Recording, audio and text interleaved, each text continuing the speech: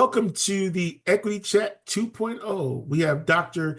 Gina Ann Garcia, who is the leading scholar on Hispanic-Serving Institutions and a professor in the Berkeley School of Education.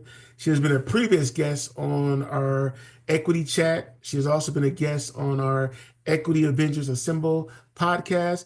And so, as a part of the 2.0 version, we wanted to bring Dr. Garcia back to be able to be with us today.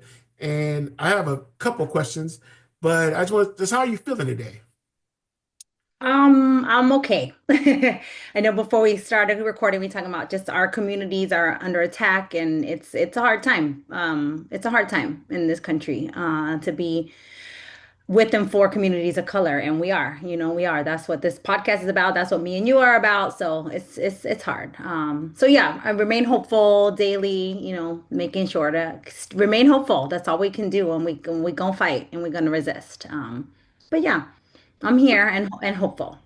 And we want to say thank you for being here. Thank you for being hopeful. The work you have done over the years have grounded a lot of college presidents I know, but also other researchers and other higher education leaders. So the work that have done or continue to do has been a vehicle for us to continue to work. And we all appreciate you and your leadership, your research, your friendship. We all appreciate you, especially during these times. So as you engage in equity-focused work, what is your walk-up song? Have you changed it? No, it remains Bodak Yellow. It's always Bodak Yellow every day, all the time. Cardi B, I always say Cardi B, Bodak Yellow. And just the reason why, like and thank you for the love or my scholarship and stuff. But I will say when I was first doing this scholarship work and really in my field of higher education, I didn't always feel like and sometimes still don't feel like I belong in spaces that I don't show up as like normative, right? I don't show up as a traditional scholar. I show up as myself.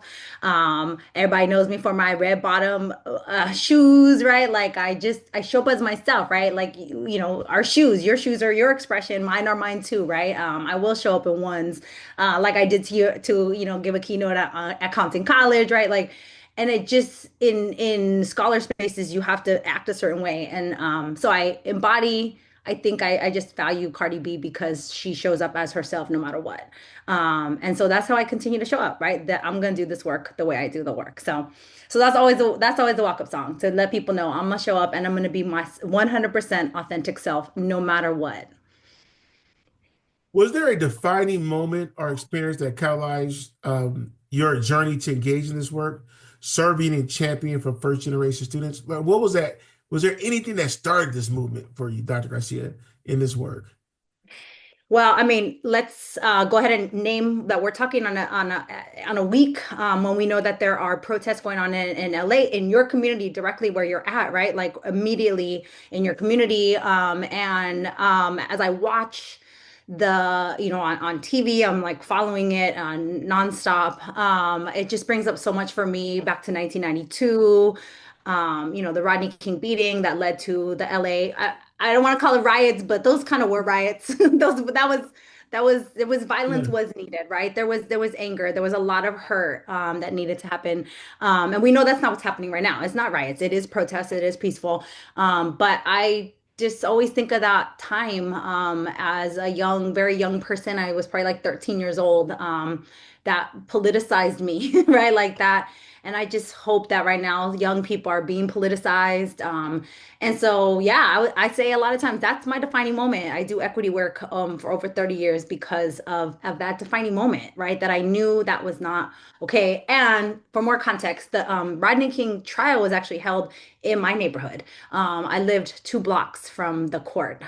So I went to the court, me and my cousins, and we showed up and nobody was there. It was very quiet. They held it in Simi Valley, California for a reason because they knew people were not going to resist. But the resistance happened, of course.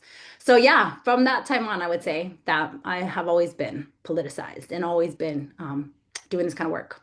You know what I think about when you mentioned 1992, it just goes right back to Florence and Normandy, right? And I just Yep. never forget when it started in Florence and Normandy and what happened this past weekend in my own district. I think about Alondra and Atlantic, right? where there was a lot that was happening. I got a car accident there when I first started my career in higher education. I never forget getting a car accident. So now that's gonna be I'm gonna be reminded of that street differently, not because the accident was because of the protest that happened on that street and how people were engaged by local law enforcement and also the federal law enforcement, right? Or the National Guard, let's say it that way, at that time. But it's like a fast forward moment for me as well. Yeah, it brings up a lot. It really Yeah. does. So, If you could achieve one breakthrough in racial equity that would have been the most significant impact on students, that would have the most impact on student success, what would it be? there's so many equity issues, but I think the first one that I try to go with like what comes to my mind first. Like honestly, transfer. Like if we could fix transfer, like in the state of California, like that if there was I don't understand why we can't fix it, right? Like I don't do all the policy work, but what is it that we need to fix that? Because I know that once students transfer, and like I'm at UC Berkeley, one of the hardest campuses, public institutions to get into, period. But in California, right, and particularly for Black and Latino students, we are under enrolling, not matching the state of California for either populations. But our transfer students come in and they're successful and they finish in 2 years, right? Like they're very, so I had a, room full of undergrads this past semester and like half of them were transfer students, right? And I'm like, if we could just figure out like why is it so hard? Why is the pathway from community colleges to the 4 years in California and anywhere so hard? So I think it's a huge equity issue. Yeah, and, for me lately, I've been doing a lot more work in this space and really looking at regional transfer and really looking at how you create partnerships with colleges Mhm. within your region because the majority of our students are not leaving our region. And what does that look like Mhm. for students? And what does Mhm. that pathway look like for them when they initially arrive on campus? And ensuring that that pathway, students are able to complete that pathway. And what does that look like? It is it's a big challenge, but it's not just a policy for me anymore. It's Mhm. also about systems. And Mhm. I think as we look at transfer, we should start thinking about the systems that are Mhm. associated with them, right? Mhm. How do we receive transcripts for our students who went to other four-year colleges or university? And how can we ensure that those transcripts are reviewed by our evaluators early on versus at the end, right? But really Mhm. thinking about it from a policy and also about systems too. But it can be Mhm. fixed, right? It shouldn't be this hard. Shouldn't be this hard. There's so many brilliant people thinking about it, and it's just we just haven't figured it out. So, but I get hope with like policies like AB 705. We know how dramatic it, right? When I think about an equity policy like AB 705, 1705, dramatic impact, right? Like, and that took a long time. So I remain hopeful, right? Like, okay, it's coming, right? Like enough brilliant people like yourself leading the way and helping us think through this. So yeah, but I think that would be huge to make huge strides if we could figure it out. So I think because to do this work, we must continue the learning and also partnering with others. How do you educate yourself and who is informing your practice?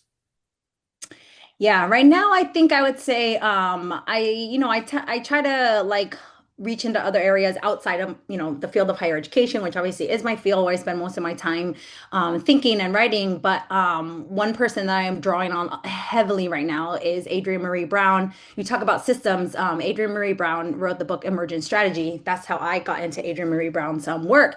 And then that was it. I was pulled into everything Adrienne Marie Brown. Like I listened to their podcast, have read multiple books. Like they're just Adrienne Marie Brown is an activist, right? A Black woman queer activist who writes about change from an activism standpoint. And so that's how I'm pulling it in, right? Like my next book is actually grounded in emergent strategy of like that the change that needs to happen in colleges and universities is happening actually at the grassroots. That people are changing on the ground level, right? Yes, people like you, presidents, high level administrators matter. The work that y'all are doing matter, but some of the work is happening actually at the ground, right? That like the very ground level people, the day-to-day people are driving a lot of really, really good work. And I think all of it needs to happen, right? And so it is a systems approach. And I am very much a systems approach thinker when I think about organizational change. So So yeah, drawing outside of, because we get stuck in our same ways of thinking. So I try to tap into other spaces, right, for learning, and then bring them into our higher ed thinking. Were you always a systems thinker? I feel like I have always thought like that. I just didn't know it, right? Like I didn't have the terminology. But I was, as an undergrad, I was a business major. And whenever I tell people that, they're like, "Oh, it makes sense how you think, right?" Like, I understand business operations, right? Like, I mean, I was a marketing major, but took all the general business courses. So I think I've always thought from sort of like, systems changing in that sort of way, but also draw heavily on sociological theories. Like my dissertation very much is grounded in sociological theory, which is also systems level thinking. So I think yes, in a lot of ways, I'm just more able to conceptualize it now, even to be able to conceptualize my work as like organizational change work, right? Versus people would say, if you ask anybody what kind of scholarship I do, they'll say Hispanic-Serving Institutions. That's the context. That's not actually the work, right? The work that I actually talk about is organizational change, right? The servingness framework is an organizational change framework.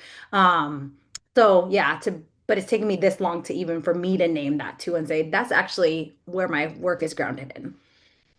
No, because the reason why I asked that question because I feel like I'm more of a systems thinker, and I've been Mhm. a system thinker for a long time, and I didn't know what it was. And Mhm. I look at everything from I want to understand how operations work to be able to be. I want to learn just to learn it, but then also to figure out ways that we can improve it, especially for student success. And I think it's important that we, as we train leaders now, is to really think about how we treat leaders that are looking at it from a systems approach and also Mhm. an organizational approach.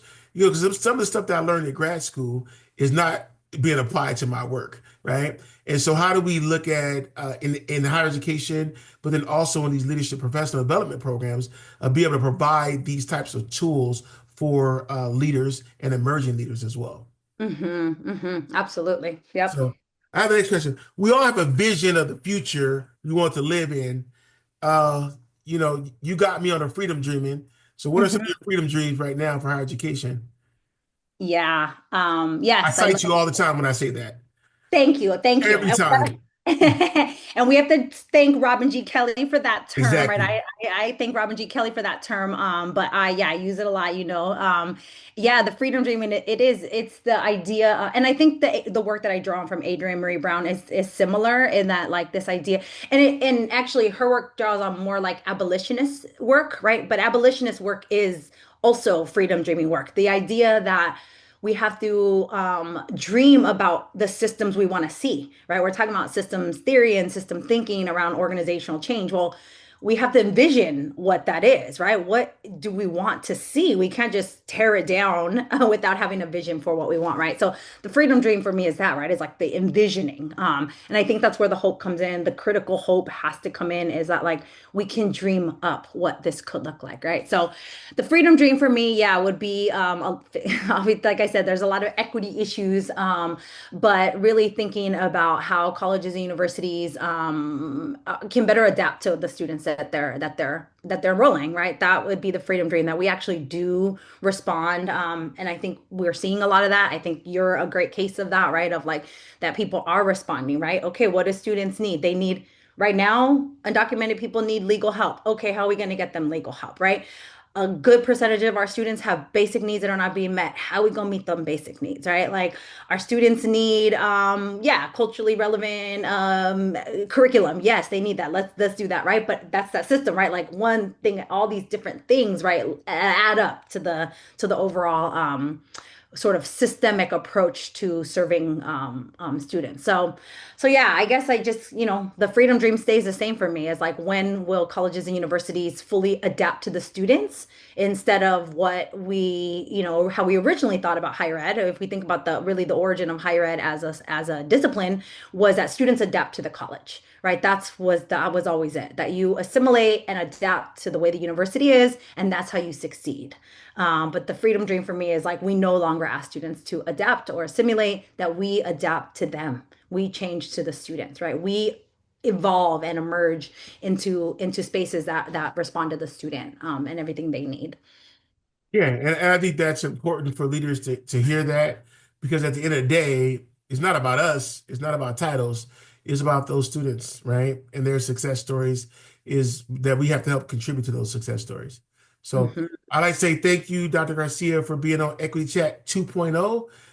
We look forward to following your work. And when is the book going to be released? Hopefully fall, no, spring 2026, probably. All right. I don't have an exact date yet, but I'll let y'all know. You can bring me back. We'll talk about it.